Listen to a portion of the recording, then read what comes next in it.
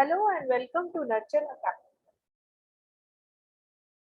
Hello and welcome to Nurture Academy. Today we are going to learn about D and F block elements.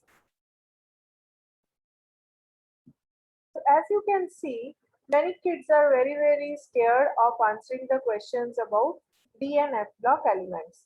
First of all, you should know how to write the electronic configuration. Like you can see here, this is the first series of D block element. The catch is very easy to write the electronic configuration. If the element is 21 atomic number, you simply write D1. 22 means D2. 23 means D3.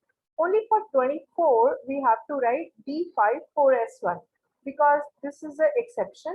Then 25 D5, 26 D6, and so on. Like that, you write the electronic configuration. Another thing you should remember for D block elements is that when you add the electron, you first add the electron in the 4s orbit. Now, if you want to take out the electron, for example, scandium atomic number 21, we wrote the ground state electronic configuration as 4s2 3d1 d1 system. Now you want to take out 3 electrons since it is plus 3 oxidation state.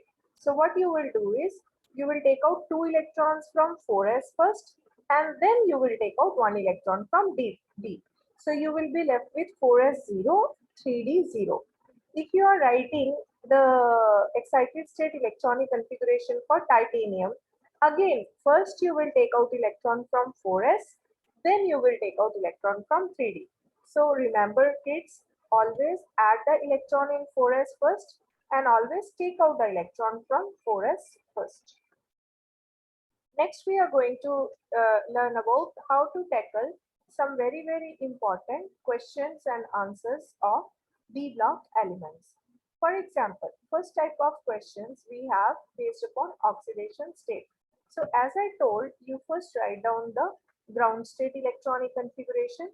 In this case, they are asking that, vanadium 2 positive will have what, electronic configuration. So as I just now told you, you take out electron first from 4s. So it becomes 4s0, 3d3. Okay. And another thing, whenever the question is asked about oxidation state, you have to write about, the last electronic configuration and whether there is a huge gap in energy or not. Now, how will you figure out the energy gap?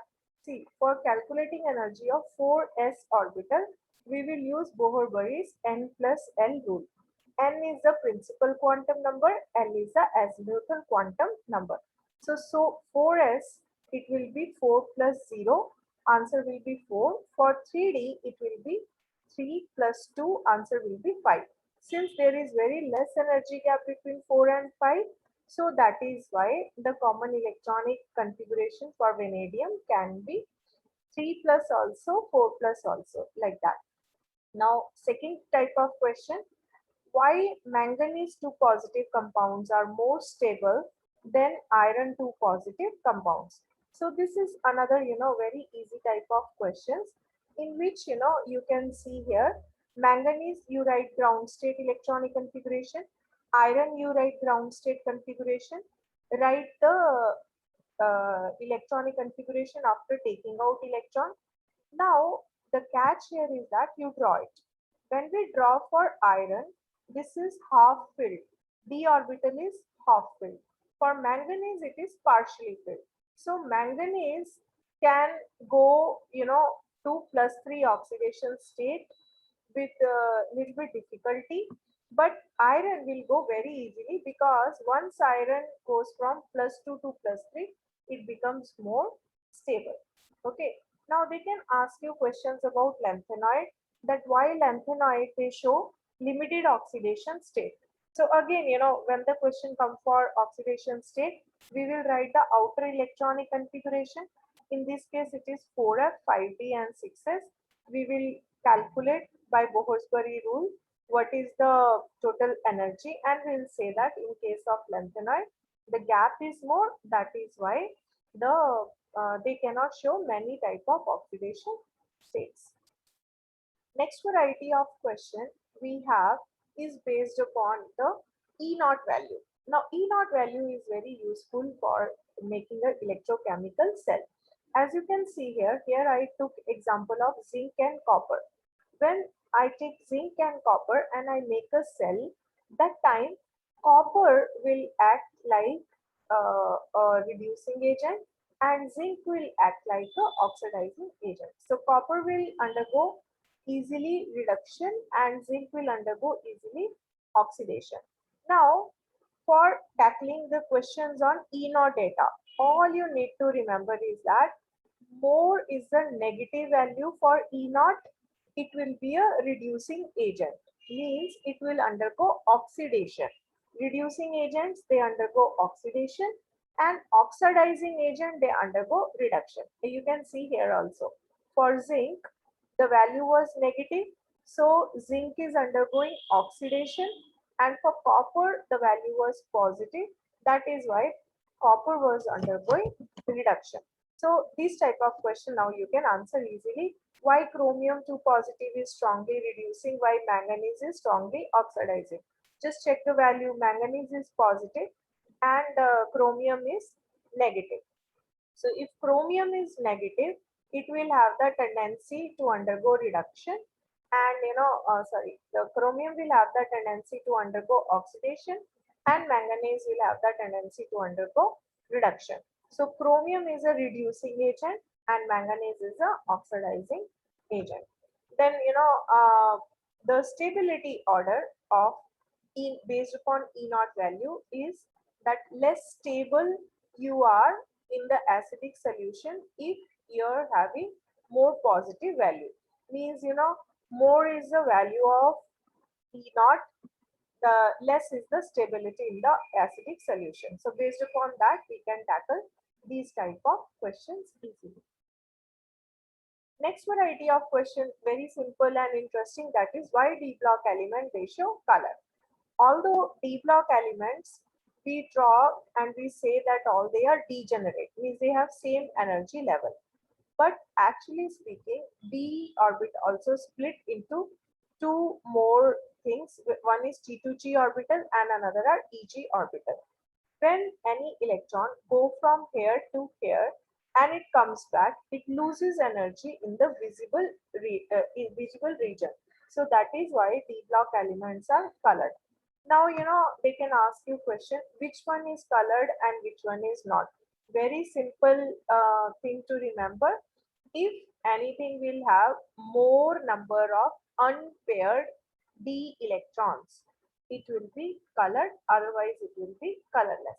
Like you can see in case of vanadium 5 positive, it doesn't even have any d electrons, so it is colorless. But vanadium 4 positive will have one electron in the d orbital, so it is colored, and same way vanadium 3 positive will also be colored. Okay, so color is based upon number of unpaired d electron. More is the electron, due to dt transition going from here to here, there will be color. Now if you want to explain the acidic and basic character based upon the oxidation state, you can explain easily. Lower is the oxidation state, more basic the given uh, ion would be, and higher is the oxidation state, it would be acidic. Now they can ask you question, they will give you 2-3 ions like this. You will have to explain the acidity order. What you do is, it's very simple. You calculate the oxidation number of each thing simply, and after calculating the oxidation number, you simply arrange them in the order of increasing oxidation state. Increasing, more is the oxidation state, it would be basic, and less is the oxidation state, it would be acidic by nature. Next, we have another interesting property of transition elements, that is they show magnetic behavior. Now, actually magnetism is of 5 types, but right now we will come across questions in which we have to figure out that which ion is paramagnetic and what is the value of magnetism. Here we are calculating spin only magnetic moment. So the formula is n into n plus 2 whole under root, where n is known as the number of unpaired electrons. Okay. If any ion will have more unpaired electrons, it will have more value of magnetic moment. If it will have only paired electron, then it will show diamagnetism. As you can see here, these electrons are kind of magnetic domain. If they are having lot of unpaired electron, they will align and they will show paramagnetism. If there are paired electron, let's say here I have one more, then both electron spin will cancel and the overall result would be diamagnetic. This is the formula to calculate the magnetic moment.